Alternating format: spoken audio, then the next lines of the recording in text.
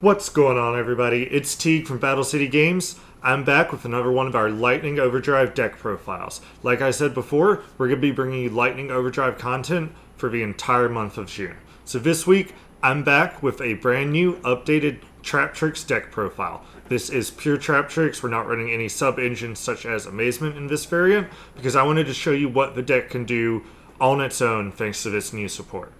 As always, if you enjoyed the video, make sure that you hit that like button and subscribe so you don't miss out on any of our other upcoming content. We have new deck profiles every week. And let me know what you think of Traptrix after Lightning Overdrive. Do you think it's a better deck pure, or do you think that it benefits from having other engines in there to go along with it? Without further ado, let's go ahead and dive on into the profile.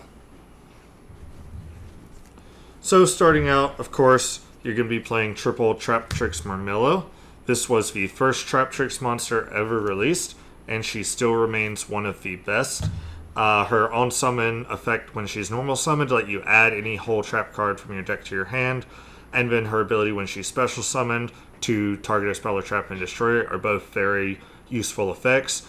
And keep in mind that second effect is a mandatory effect, which will come up with your Sarah in your extra deck. So you got to go with 3 Marmillo in any Traptrix deck. Moving on from there, we're playing 3 Traptrix Mantis. This is one of the, I guess you could say it's new. It's been out for a while now. She launched in Code of the Duelist, which was the first set with Link monsters. And when she is normal summoned, we get to add a Traptrix monster from our deck to our hand. So whereas Marmillo was the Stratos of the deck, Mantis is the literal Stratos of the deck since she adds a Traptrix monster.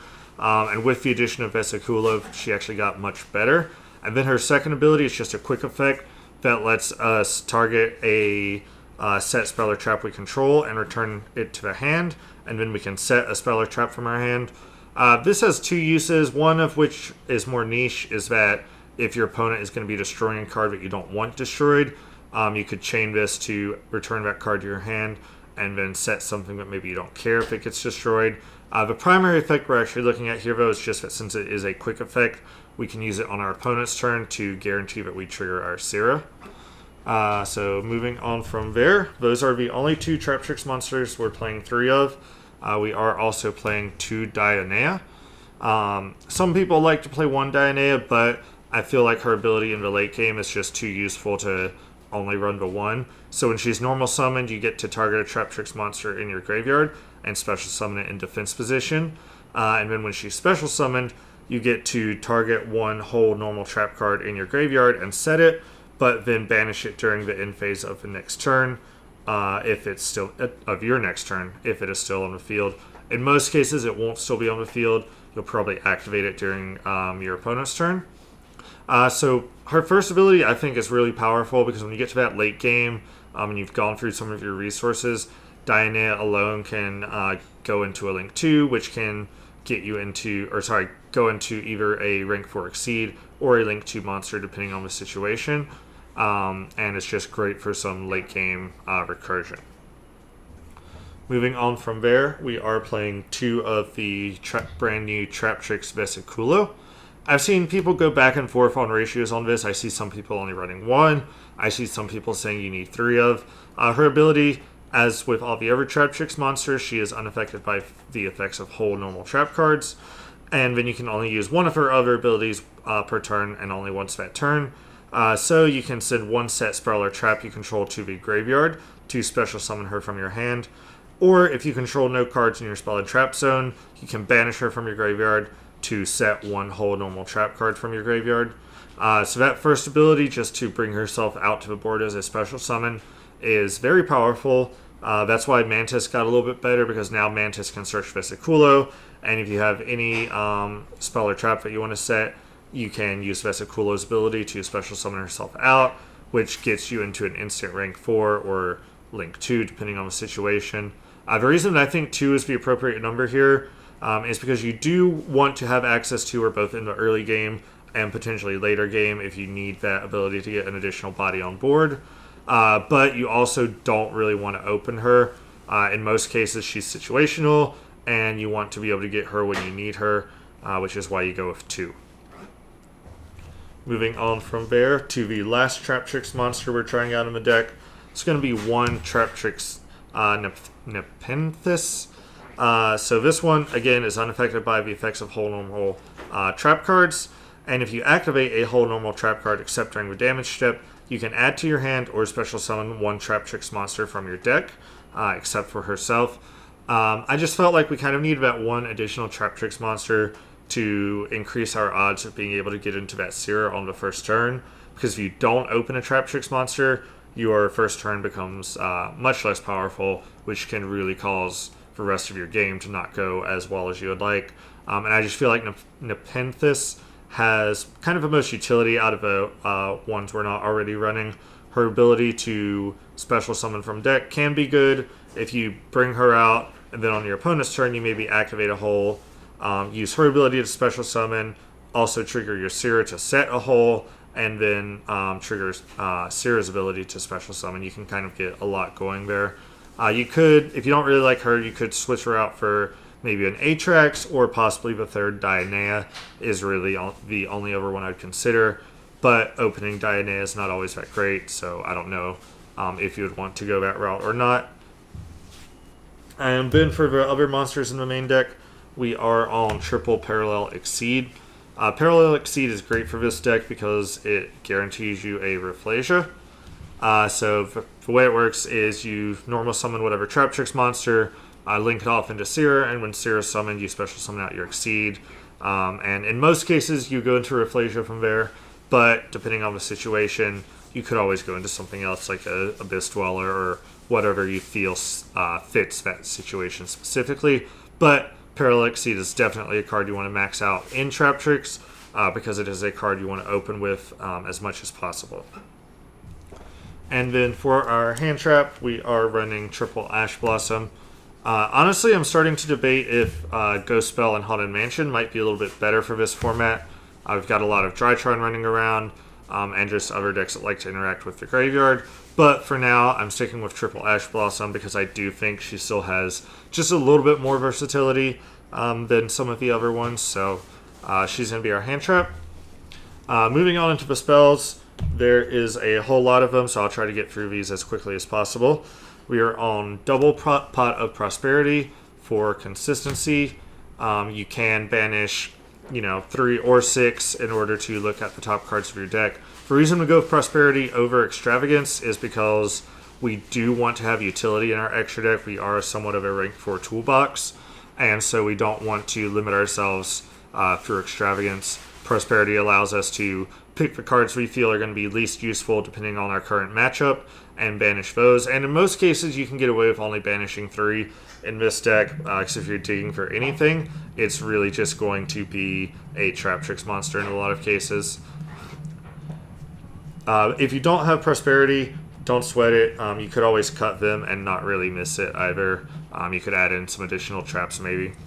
And then for the one other spell, we are on Double or Nothing. Again, rank 4 toolbox, so of course we're going to want to have access to the Utopia double OTK. I know I lied, said there was a lot of spells, there's not. We're literally only playing 3. The name of the deck is Traptrix, not Spelltrix. From there, we are on triple Infinite Impermanence to start off our traps. I have seen quite a bit of people mention that you should not run this card in the deck, and I'll explain that here in just a minute with the next card and tell you why I don't think that's necessarily correct. I think Infinite Impermanence is just a great card this format in general, and it's a normal trap card, so it does synergize with our Sierra, so why not? Moving on from there, we have triple Phantom Knights of Shade Brigandine. This is why people say you should not run Infinite Impermanence in the deck, because if you imperm your opponent on their turn, it is going to shut off your Shade Brigandine ability to instantly activate on your first turn if you're going second. But my argument to that is people are choosing to not run this combination of cards on the off chance that you might draw both of them together while going second. The times that that's going to happen are not enough, in my opinion, to justify cutting Impermanence when Impermanence has such great synergy with the deck overall. If you do open both, you'll just have to pick and choose based on the situation. It's not that Shade Brigandine becomes entirely dead if you activate an impermanence. It's just you're going to have to set it and wait to activate it. But that's not the end of the world, and in my opinion, not enough of a reason to justify not playing the imperm. But anyway, for Brigandine, obviously it's in here because if you don't have any traps in your graveyard, you can activate it to special summon it as a level 4 monster. And that's going to trigger your Sarah if you have her on board and allow you to special summon another Traptrix, which, kind of like Parallax Seed, guarantees you the instant rank 4. Just an all-around fantastic card for the deck. I absolutely think you should be running 3 of this in any pure Traptrix variant. From there, we are on triple Torrential Tribute. So most of our Traptrix extra deck monsters are unaffected by trap card effects, or if we have Rafflesia on board, can't be destroyed by trap effects. Torrential is just still honestly one of the best mass disruption trap cards in the game. Can catch a lot of people off guard. People don't really consider for it in most cases, especially during game 1. So again, just an absolutely great card for the deck, and because of the ability of cards like Sarah to just completely ignore the Torrential Tribute, definitely a card that should be included in the deck. From there, we also have the triple Solemn Judgment. This was originally actually Solemn Strike in my build of the deck, but I am a little bit afraid of Lightning Vortex because that is becoming a little bit more popular in the meta, and the last thing we want to do is to, go into a Sarah, set 4, pass, and just instantly lose out to something like the Vortex. So Judgment gives us that added layer of protection compared to something like Strike. We can always use it to shut off a monster, summon, or a spell or trap, but it also protects us from that Lightning Vortex or that Harpy's Feather Duster. And unlike Strike, it is always live because we just pay half our life points. You just got to be careful when you use this card. It's a very big cost investment, so you want to make sure you're using it when it'll be most impactful. Moving on into our 2-ofs, we play 2 Floodgate Trap Hole. One of the best trap holes in my opinion. When our opponent summons a monster, we change it to that monster or monsters to face down defense position, and monsters change with their battle position changed by this card cannot change their own battle positions. So whenever your opponent normal or special summons that monster to try to get their combos going, you can flip up Floodgate, and in a lot of cases it can be turn ending for a lot of decks. If you hit something like Dragon Link with this, sometimes it can just shut off their turn right away. Same thing with the new Zodiac Tri-Brigade deck. If you're able to hit something like their Karis, or if they have to normal summon something like a Fractal to try to get going, this can just instantly end their turn. Yes, it does not hit Link monsters, but the idea is you're going to hit the monster that would be going into the Link monster, so we don't really care. Don't think you need 3 of it because you do have Trap Recursion in the deck, and you don't want to brick on these. But still definitely a great card for the deck. We then are also playing 2 Lost Wind. You could argue for this to be Ice Dragon's Prison if you have it, but I wanted to keep this a little bit more, budget. IDP is very expensive, especially considering that it's almost guaranteed to get the reprint in the upcoming Megatons in a couple months, so you may not want to invest that $60, $65 on an ultra rare. And Lost Wind actually has some great utility with the deck that I'll explain. So we target 1 face-up special summon monster on the field. It has its effects negated, and its original attack is halved. And then if a monster is special summoned from our opponent's extra deck while it is in the graveyard, we can set it, but then banish it when it leaves the field. So it's kind of like a Phoenix Chain, where it's going to negate a monster effect, but then it also does have the attack, which can be very important since a lot of our Traptrix monsters are weaker. It can allow some of them to get over some cards they may not otherwise be able to. And the reason I say this has some good synergy with the deck in reality is because of Vesiculo. So we can actually set this, send it to the graveyard off Vesiculo, and then when our opponent special summons, we'll be able to reset this to our board. So it's kind of like we got that Vesiculo summon for free, rather than having to actually lose a trap card. And that's going to do it for our 2-ofs. Everything else is going to be a 1-of. So we have the 1 Gravedigger's Trap Hole, the 1 Traptrix Trap Hole Nightmare, the 1 Bottomless Trap Hole, and the 1 Imperial Order. So going from left to right, Gravedigger's Trap Hole is actually just an extremely powerful card. The ability to negate a monster effect to activate it in the hand or graveyard or Banish Zone if that happens to come up, and then deal 2,000 damage to your opponent is just extremely powerful. A lot of times people actually just completely forget about the last part of this card, and if you have them low already, you can just win the game off of that burn damage. But with so many cards activating in the hand and graveyard nowadays, it's just an extremely powerful card overall. But again, because of its searchability and the recurability, you don't necessarily need more than one. You could make the argument for two. If you were going to do that, I would suggest cutting the next card, which is Traptrix Trap Hole Nightmare. But I just wanted a little bit more versatility. Moving on to Traptrix Trap Hole Nightmare. When our opponent's monster that was special summoned this turn activates its effect, we negate that effect and destroy that monster. Great going first card, not so great going second, which is why we only run the one of it. But the ability to just set this and shut off the effect of something that maybe your bottomless or your floodgate trap hole couldn't hit is just good utility. So in my opinion, it's good to have one available. Bottomless trap hole, just an oldie but a goodie. When our opponent special summons a monster with 1,500 or more attack, we destroy that monster and then banish it. A lot of people down this card because it does destroy, but honestly, I feel like outside of certain boss monsters, there's not really as much floating around in the metagame nowadays that just has destruction effect that we're going to be trying to hit with this. Again, kind of similar to Floodgate Trap Hole, we're looking to usually hit monsters on the way to the end piece of a combo rather than waiting for the end piece. So you can just flip this at certain points in your opponent's combo and entirely shut it off. And again, it's just about versatility. Because of cards like Rafflesia and Sarah, we want to have the ability to flex to whatever trap hole card we need, depending on the matchup. And then, as you saw, we are only on 3 spells on the deck. Of course, we're going to run Imperial Order. If you go first and open up with this card, it's just going to be game-ending against so many decks. Drytron, you're just going to shut off their field or their ritual spell immediately. So there's going to be no Herald, none of the other ritual shenanigans going on. Something like, if you happen to play against something like Sky Striker, you're just going to shut off their entire deck. Even Dragon Link does usually rely on certain spells to get them going. Obviously, Dragon Ravine, Chaos Space, Boot Sector Launch. So Imperial Order can just be game-ending against so many decks, and you're not going to care about it in the slightest. So, of course, you want to have access to that. So that's going to do it for the main deck, guys. 40 cards, of course. We want to maximize that consistency as always. Moving on into the extra deck, we have 2 Traptrix Sierra. You don't really need 3 of this in most situations since, like I said, we're not playing the Extravagance. We don't have to worry about accidentally banishing this. And in a lot of cases, you're not really going to need that third one. The games, you have long games, but rarely are they long enough to where you're going to go through both Sierra and still find the need for a third one before you've gone through all of your other resources. So just in case you're not familiar, she takes 1 non-link Traptrix monster. This link summon card is unaffected by trap effects, and you can only use each of the following effects of Sierra once per turn, and not during the damage step.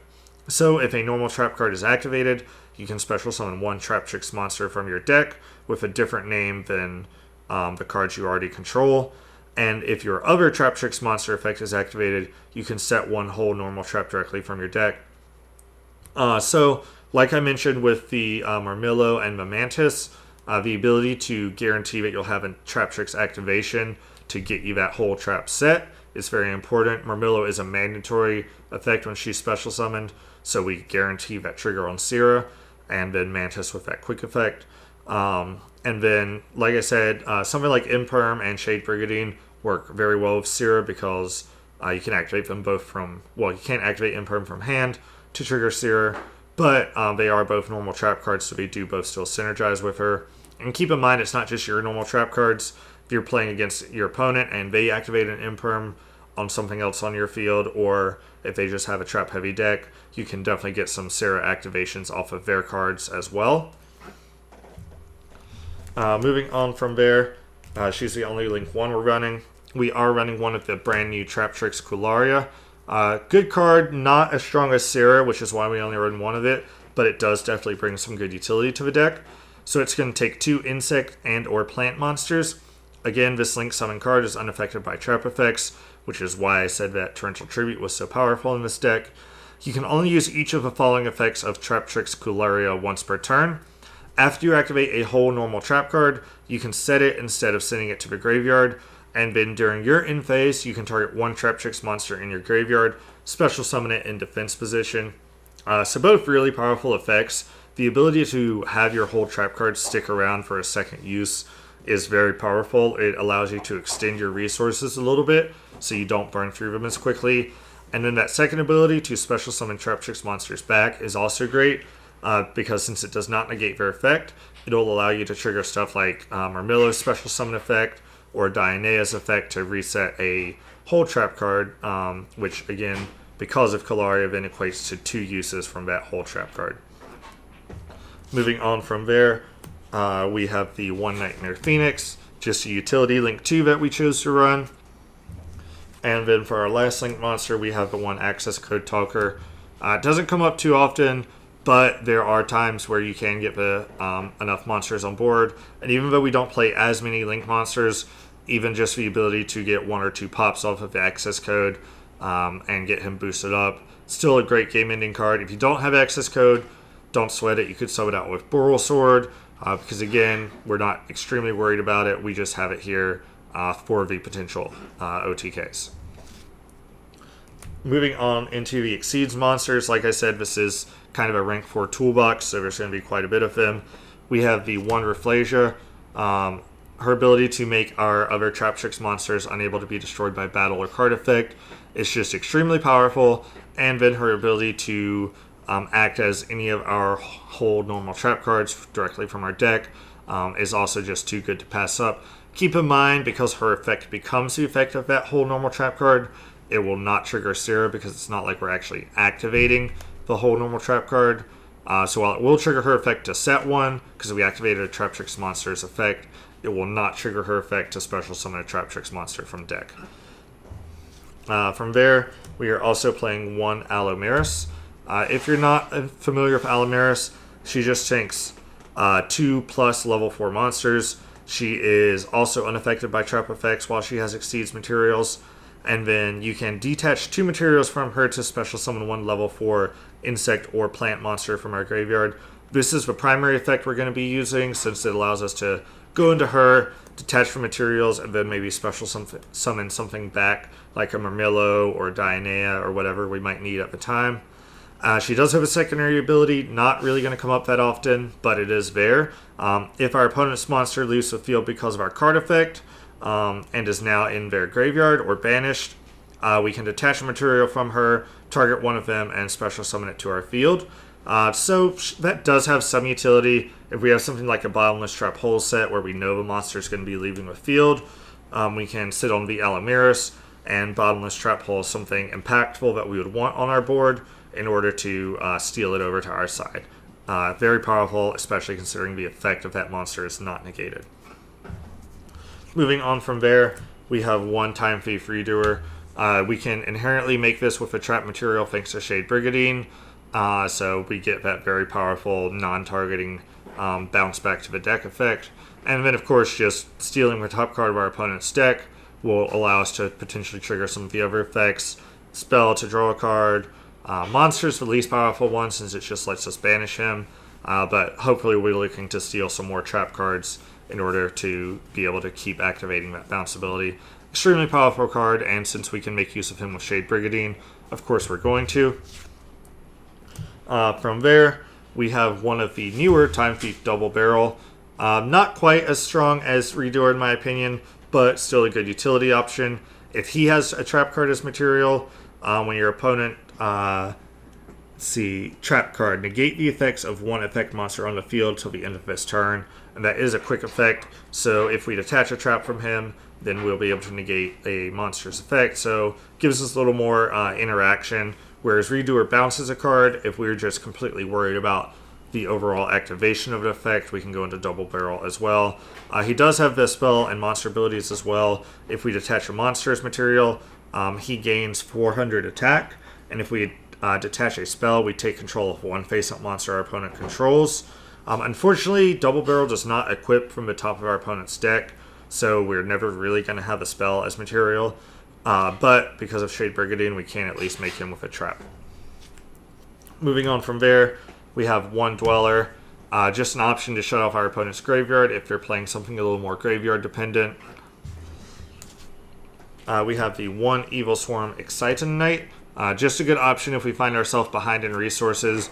We can make this through something as simple as summoning a Dianea and special summoning something back. It's a great option against something where our opponent may have a lot of back row that might interact but aren't necessarily going to negate. It's always good just to have Exciton there as a potential option. And then for the Utopia package, we have the 1 number 39 Utopia, the 1 Utopia double for the OTK with double or nothing, and we are running the 1 Utopia the Lightning. This is in here because if you find yourself facing down something like a Dragoon, if your opponent is careless enough to let you get 2 level 4 monsters on board, maybe not thinking you're really going to be able to outfit Dragoon, you can just overlay into Utopia, and then immediately overlay into Utopia the Lightning and attack. And because Utopia the Lightning prevents your opponents from activating cards or effects when he attacks, you can then detach the materials and make him 5,000, which is strong enough to run over the Dragoon. You don't have a lot of other inherent outs to Dragoon in the deck, so I thought it was important to include one. And I think Lightning is just a easy to get into one that might catch your opponent off guard.